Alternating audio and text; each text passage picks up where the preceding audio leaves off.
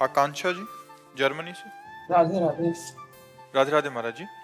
महाराज जी, हम जर्मनी में रहते हैं और आपकी असीम कृपा, प्रतिदिन की शुरुआत आपकी वाणी से ही होती है। दिन भर राधा नाम चलता है और महाराज जी हम शनिवार को कई देशों के साधक मिलकर राधा नाम की कीर्तन आदि करते हैं। महाराज जी, आके आप प्रश्न है कि जब हम किसी भी व्यक्ति या परिस्थिति में दोष दर्शन नहीं करते और हम हर प्रतिकूलता को अपना प्रारब्ध मानकर राधा नाम का आधार बनाकर सहज हो जाते हैं, तब किसी भी प्रतिकूलता में सामने वाले व्यक्ति को सही या स्वयं में ही दोष दर्शन होने लगता है। महाराज जी, अपने दुख से निराशा नहीं बल्कि दूसरे व्यक्ति के कष्टों का चिंतन ज्यादा होता है। महाराज जी, मेरी सहजता से धीरे धीरे ऐसा नहीं, ऐसा चला जाता है कि जैसे हम इनके प्रति न द्वेष करते हैं और न इनके प्रति हमारी अहित भावना है।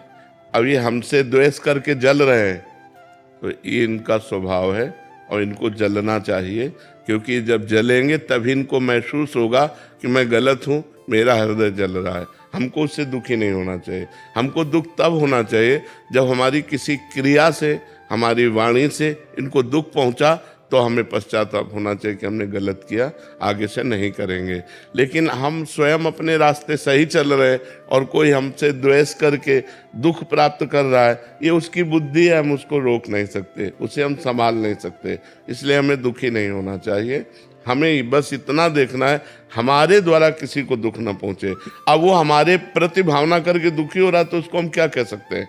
हमारा बस नहीं, क्योंकि उसका स्वभाव उसको दुख दे रहा है। इसलिए हमको प्रसन्न रहना चाहिए, ऐसे संसार की इन वृत्तियों में नहीं फंसना चाहिए, नहीं तो आप दुखी बनी रहेंगी। जी प्रभु, ऐसा ही हो रहा है। हाँ, नहीं, आपको दुखी नहीं होना। प्रसन्न आत्मा संतुष्टा एन केनवा, हर परिस्थिति में प्रसन्न रहो। हमारे द्वारा अगर दुख किसी को मिला तब तो दुख होना ठीक है, क्योंकि उससे हमारा पाप नष्ट हो जाएगा, उससे हमारी क्रिया सुधर जाएगी। लेकिन कोई अपने आप हमारे प्रति भाव करके दुखी हो रहा है, उसमें हमारा कोई दोष नहीं हो। हमें प्रसन्न रहना चाहिए। बहुत से बहुत भगवान से प्रार्थना करनी चाहिए कि उसकी बुद्धि शुद्ध हो जाए। व्यर्थ में वो जल रहा है, पर हमें दुखी नहीं होना चाहिए। प्रभु, अगर हमें पता ही नहीं है कि हमारा कोई दोष है या नहीं है, हम सब कुछ ठीक कर रहे हैं और हम कोशिश कर रहे हैं कि हमसे कोई दोष ना बने, फिर भी कोई हमें बार बार प्रतिकूलता दे रहा है, हमको नहीं तो सहना चाहिए, हमें सहना चाहिए। हाँ, उमा क्षमा सापो ते भारी, अपने कर्म जाय अपकारी। जब आप सहोगी तो आपकी सहनशीलता उसके स्वभाव को नष्ट कर देगी, उसको ठीक कर देगी, उसका दंड उसको मिलेगा। उमा क्षमा श्राप होते भारी, जो शाप होता है उससे भी अधिक बलवान क्षमा होती। आपने क्षमा कर दिया, प्रतिकूलता वो ज्यादा नहीं बढ़ पाएगा, वो नष्ट हो जाएगा, क्योंकि वो प्रतिकूलता जो दे रहा है और हम क्षमा के द्वारा सह रहे हैं, तो ये हमारी सहनशीलता हमको बचा लेगी और उसको नष्ट कर देगी। ऐसा नहीं कि हम 4 गाली रोज कोई देता, हम चुपचाप सह रहे हैं तो 8 देने लगेगा, नहीं, वो देने लायक नहीं रहेगा। जब हम चुप रहते हैं तो उसको बहुत बड़ा दंड मिलता है। एक नाव में 50 लोग बैठे थे, उसमें एक संत अपने शिष्य के साथ बैठे थे, तो 2 पुलिस कर्मचारी चढ़े। उस समय, पुराने समय में संगीन लेके चलते थे, जिनमें चाकू पर लगी हो ऐसी राइफल लेके चलते थे। तो नजदीक गए और संत के शिष्य से कहा, और शकील तो वहाँ जगह नहीं थी, तो एक बूट मारा। वो नंगे पैर बैठे थे तो बूट से उनके पैर में मारा और कहा साइड हो। वो कोशिश की लेकिन जगह नहीं थी। फिर एक थप्पड़ मारा, वो कुछ नहीं बोले क्योंकि साधु थे, शांत चुपचाप सह गए। अब नाव किनारे पहुंची तो पानी हाथ 2 हाथ जहां नाव नहीं जा सकती, तो उन्होंने राइफल को ऐसे किया और ऐसे करके छलांग मारना चाहा। ऐसा बूट फिसला कि वो जो चाकू थी उन्हीं के गले में घुस गई और वहीं मर गए। तो उनके गुरुजी ने शिष्य को डांटा, कहा अगर 2-4 शब्द बोल देते तो बच जाता, तुमने एक भी शब्द उत्तर नहीं दिया, उसका साधु अवज्ञा तुरंत भवानी, कर कल्याण अखिल के हानि। सारे पुण्य नष्ट हो गए, देखो मृत्यु को प्राप्त हो गया। उमा क्षमा सापौते भारी। यदि आपको कोई सता रहा है और आप चुप हैं, ये चुप उसके लिए बम का काम करेगा। अगर हमने कुछ बोल दिया तो बचत हो जाएगी, अगर हमने बोला नहीं तो उसको भोगना पड़ेगा और तत्काल कोई न कोई उसके ऊपर अटैक होगा, काल का, माया का, कि वो झेल नहीं पाएगा। ये सिद्धांत है। अगर हम चुप हैं तो चुप रूपी ये बम उसको नष्ट कर देगा। और अगर हम बोल दिया तो उसके पाप नष्ट हो जाएंगे, वो बच सकता है। अगर हम बोले ना तो फिर बहुत बड़ा अहित हो सकता है उसका। तो हम ये न सोचे कि जो हमारे साथ प्रतिकूलता, गाली दे रहा है या हमें परेशानी कर रहा है, यदि मैं इसका उत्तर नहीं दिया तो कल ये बढ़ करके करेगा। नहीं, कल करने लायक नहीं रहेगा, क्योंकि परमात्मा है ना, वो देख रहा है। अब हमारा कर्म हमको भोगना है तो बात अलग है। अगर कर्म नहीं भोगना है तो उसको दंड निश्चित मिल जाएगा, पक्का मिल जाएगा। ऐसा नहीं है कि वो ऊपर वाला देख नहीं रहा, मालिक सबको देख रहा है। अगर आप शांत हो, चुप हो और आपको कोई सता रहा है तो एक दिन वो दुर्गति को प्राप्त होगा। आप चुप होकर देख लेना, वो 2-4 दिन उन्नति दिखाई देगी, लेकिन वो ऐसा नष्ट होगा कि बिल्कुल बात समझ लो। इसलिए सहनशील उन्नति को प्राप्त होता है और क्रोध करने वाला अवनति को प्राप्त होता है। आप सहनशील बने। अंजू सोनी जी, जयपुर। राजा वल्लभ श्री हरिवंश महाराज जी। महाराज जी, हम आपके द्वारा दी गई दिनचर्या का पालन करते हैं तो मन बहुत प्रसन्नता होती है, लेकिन जब यहाँ आके साधकों को श्री जी की सेवा करते हुए देखते हैं या भजन करते हुए देखते हैं तो ऐसा लगता है कि हम तो कुछ भी नहीं कर रहे। अच्छा है, ये होना चाहिए। इसीलिए संत समागम करते हैं तो हमारे अंदर कभी अहंकार नहीं आएगा। जैसे ऊंट है ना, वो अपने को जब गाय भैंस के बीच में देखता है तो बहुत बड़ा मानता है, लेकिन जब हाथी, पहाड़ इनको देखता है तो उसका अहंकार नष्ट हो जाता है। तो ऐसे ही हम 2-4 माला कर लिए, थोड़ा आज्ञा पालन करें तो हमें लगता है हम भक्त हैं, लेकिन जब हम भक्तों को देखते तो हमारा कहते लो ऊँट जब पहाड़ के नीचे आएगा तो उसको पता चलेगा। तो ऐसे ही जब हम महान संतों को देखते, भजनानंदी साधकों, तो हमारा अहंकार गलित हो गया कि यार इनके आगे क्या, ये तो रात दिन श्री जी की सेवा में भजन में लगे। इसीलिए साधु संग किया जाता है, उसी के कारण अभिमान नष्ट होता है। जो साधु संग करते हैं वही कारण है जो हमारे अभिमान को नष्ट करे, अन्यथा नहीं। अभिमान नष्ट होता ही संतों के संग से। क्या इतने तपस्वी, इतने ब्रह्मचर्य से रात दिन भजन में लगे हुए, संसार से मतलब नहीं, हम लोग तो कहाँ इनकी बराबरी कर सकते हैं। अहंकार नष्ट हो जाता है जी। सुजीत जी। श्री हरिवंश गुरुदेव। श्री हरिवंश महाराज जी। गुरुदेव भगवान, जैसे मनुष्य शरीर का निर्माण संचित कर्म के कुछ शुभ और अशुभ निकालकर हुआ है जिसे प्रारब्ध कहते हैं, ऐसा जानने को मिला। गुरुदेव, अब क्या वो सिर्फ प्रारब्ध ही भोगना है या संचित और भजन विहीन क्रियामान का उस मनुष्य के अगले जन्म का निर्माण? हाँ, भजन विहीन, जो भजन नहीं कर रहा है उसका प्रारब्ध भोग होगा, और मन मलिन होने के कारण, भजन ना होने के कारण उससे फिर शुभ अशुभ कर्म बनेंगे, और वो पुनरपि जननम पुनरपि मरणम पुनरपि जननी जठरे शयनम। यदि भजन शुरू कर दे, भगवान की शरण में हो जाए तो उसके संचित भस्म हो जाएंगे और क्रियमाण सुंदर सुधार हो जाएगा और प्रारब्ध का भोग कर लेगा, वो भगवत प्राप्त हो जाएगा।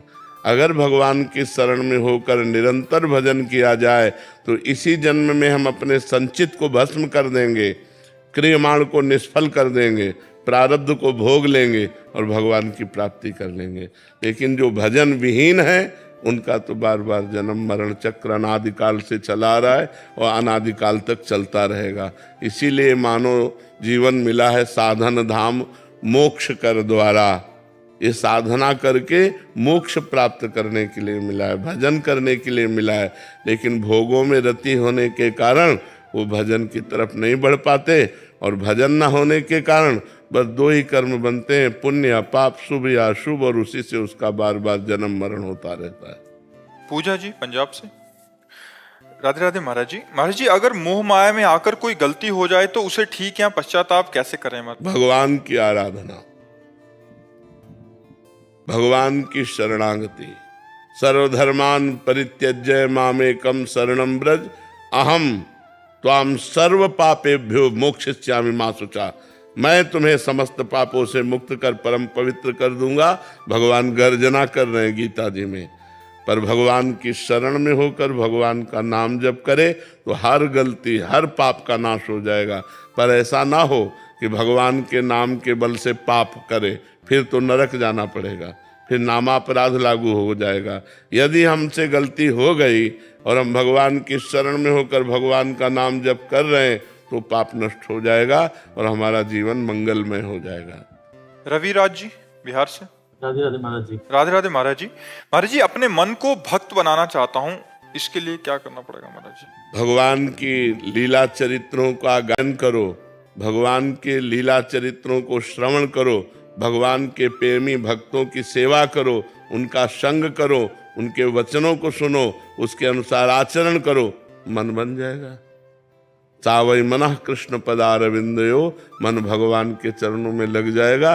यदि हम भगवान की बहुत कथा सुने, भगवान की कथा का वर्णन करें, भगवान का नाम कीर्तन करें, भगवान के प्रेमी भक्तों का संग करें तो निश्चित अमोघश्च महत्संगस्त दुर्लभो अगम्यो अमोघश्च, देवर्षि नारद जी कहते हैं महापुरुषों का संग दुर्लभ है।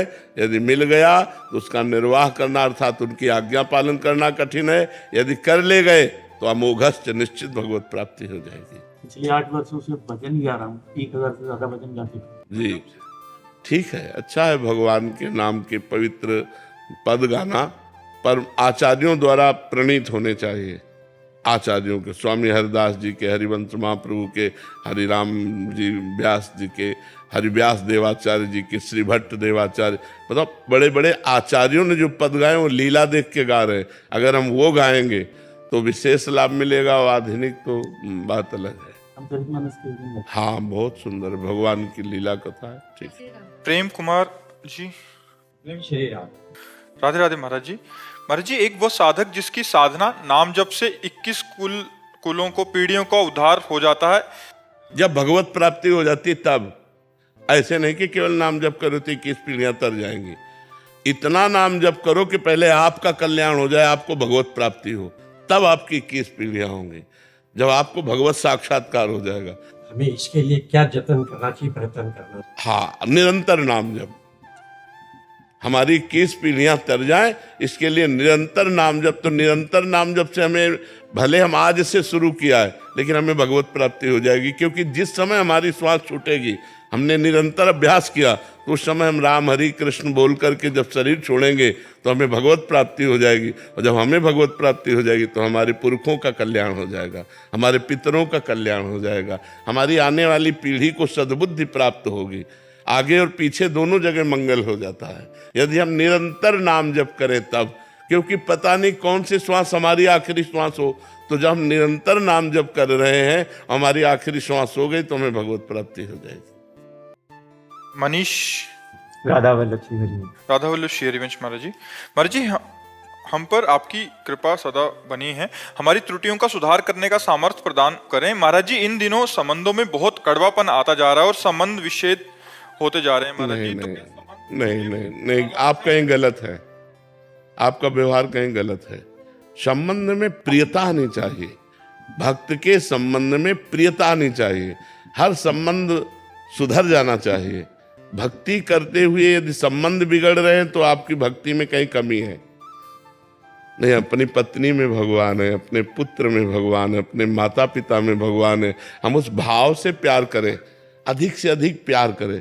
पत्नी को इतना प्यार करें कि उसकी सब स्वभाव बदल जाए, माता पिता को इतना सेवा प्यार करें कि हमें आशीर्वाद दे, पुत्र को इतना प्यार करें कि वो सतमार्ग में चलने लगे। हम वो प्यार दुलार ना करें जिससे पुत्र बिगड़ जाए, पत्नी बिगड़ जाए, परिवार बिगड़ जाए। तो प्यार शब्द में दोनों आते हैं, शासन और दुलार। तो दोनों के द्वारा हम अपने परिवार का, ऐसा नहीं कि खंडन हो जाए, संबंध विच्छेद, तो कहीं ना कहीं त्रुटि हो रही है आपसे।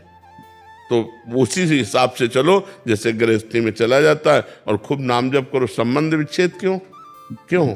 हमारी कोई त्रुटि हो रही है, हमारे प्यार में कोई कमी हो रही, उसे हमें सुधारना चाहिए। सत्संग या भक्ति खंडन, लड़ाई झगड़ा ये सब नहीं करती, वो मंडन करती है। सबसे प्यार, चराचर जगत से प्यार। फिर अपनी पत्नी संतुष्ट नहीं, अपने माता पिता संतुष्ट नहीं, तो भगवान को हम कैसे संतुष्ट कर पाएंगे? हमको तो सबसे प्यार करना है। समझ पा रहे हो ना? सुधार करो, स्वयं सहो, दूसरे के द्वारा दी हुई प्रतिकूलता को सहो और प्यार करो। अपने आप अधीन कर लोगे किसी को भी। जब हम प्यार करते हैं और सामने से प्रतिकूलता मिलती है तो गुस्सा आता है। नहीं, अगर किसी को अधीन करना है तो वो प्रतिकूलता करे, हम प्यार करें, तो ये प्रभाव ऐसा डालेगा कि वो आपके अनुकूल हो जाएगा। ये धर्म है ना। हम सहते चले जाएं और बार बार तो उसके दिमाग में आएगा कि यार ये, तो वो प्यार करेगा फिर आपसे। अगर नहीं करेगा तो उसको दंड मिल जाएगा, भागवतिक दंड मिल जाएगा। वो अपने आप आपसे संबंध विच्छेद करके ऐसी जगह फंसेगा जहां उसके पुरखा पानी पा जाएंगे। तो आपको अपने धर्म से चलना चाहिए। बहुत कृपा करी दर्शन दिए आकर के, बहुत कृपा करी। बस खूब सुमिरन करे, शरीर से सेवा करे संत महापुरुषन की, और हृदय से सुमिरन करे। बस ये दो ही साधन से भगवान प्रसन्न हो जाते हैं। उन्हीं को चाहे वायुगुरु कहो, चाहे राम कहो, चाहे कृष्ण कहो, चाहे हरि कहो, वो एक ही है, उसके नाम अनेक हैं। जो गुरुदेव नाम दे वो अंदर नाम चलता रहे और शरीर से सेवा बनती रहे।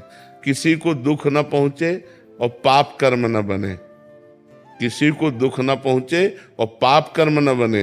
हृदय से सुमिरन, शरीर से सेवा, इसी से सब काम हो जाता है।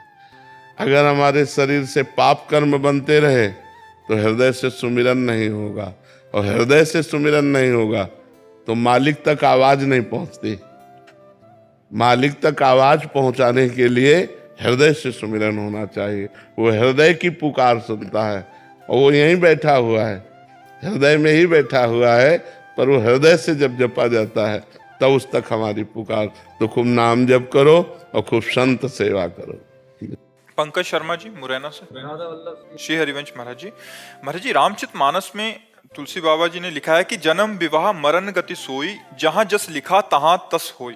महाराज जी व्यक्ति का जन्म मृत्यु और विवाह पहले से निश्चित है, फिर महाराज जी सुयोग्य पति या पत्नी की प्राप्ति के लिए भगवान शंकर या माता अम्बा जी की आराधना। भावी मेट सके त्रिपुरारी, ये भी तो लिखा है, जो तप करे तुम्हारी कुमारी तो भावी मेट सके त्रिपुरारी, ये भी तो लिखा है रामचरितमानस में। तो इसमें संशय क्या? अगर भगवान शंकर की आराधना की जाए, अम्बा जी की आराधना की जाए, तो जो भाग्य में लिखा हो उसको मिटार करके नवीन लिख सकते हो, भगवान है। जो तप करे तुम्हारी कुमारी तो भावी मेट सके त्रिपुरारी। यदि तपस्या की जाए और भगवान शंकर को प्रसन्न कर लिया जाए तो हमारे जो भाग्य में लिखा है उसको मिट सकते हैं। इतना तप होना चाहिए। हाँ, भजन तप के द्वारा ही तो भाग्य मिटेगा, ऐसे थोड़ी मिटेगा।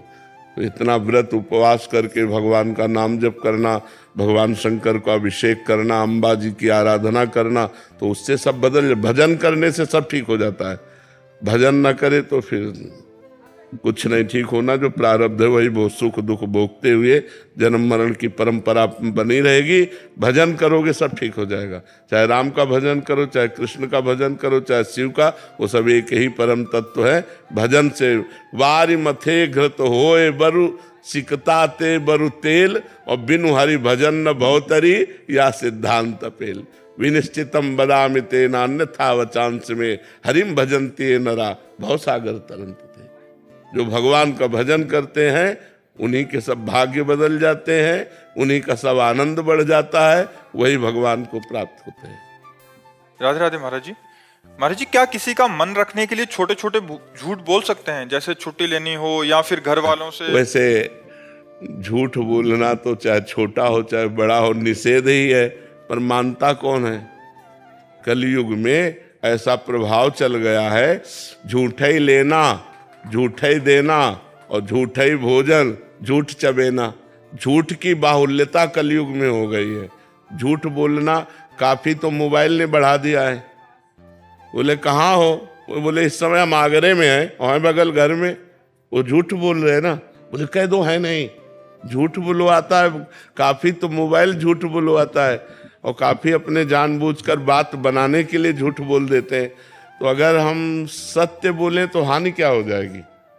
भाई हम नहीं आज आपसे बात कर सकते, एक सेकंड बोला काट दिया। हम क्यों बोले कि कह दो आगरे में है ऐसा? कभी कभी बड़ों का मन रखने के लिए थोड़ा करना पड़ता है, वो उदास हो जाते हैं ज्यादा। सच झूठ बोलने से बड़े अच्छे प्रसन्न होते हैं। सच बोलने से मतलब गुस्सा आ जाती है? नहीं, ऐसा तो मुझे नहीं लगता। अगर हम प्यार से अपने सत्य को, तो सत्य हमारी रक्षा करेगा, सत्य उनके हृदय को प्रसन्नता प्रदान करेगा। झूठ बोलने में कैसे झूठ बोला जा सकता है, किस विषय पर? हमें जैसे मैं एक उदाहरण बताओ तो हमारी समझ में आ जाए।